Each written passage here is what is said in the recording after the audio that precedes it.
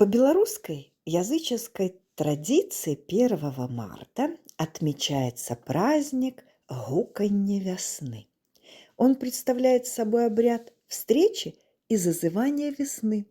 Девушки собирались на самом высоком месте в деревне и пели весенние песни, веснянки до поздней ночи. Благослови, мати, весну гукать, весну гукать теплого лета, дождя, дожидать.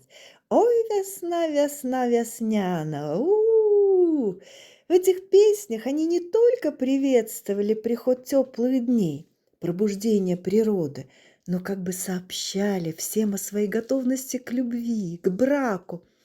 Женщины также пескли их с теста фигурки птиц. Тем самым, приближая скорый прилет, девушки подкидывали их вверх, исполняя веснянки. «Жавороночки, прилетите, весну принесите».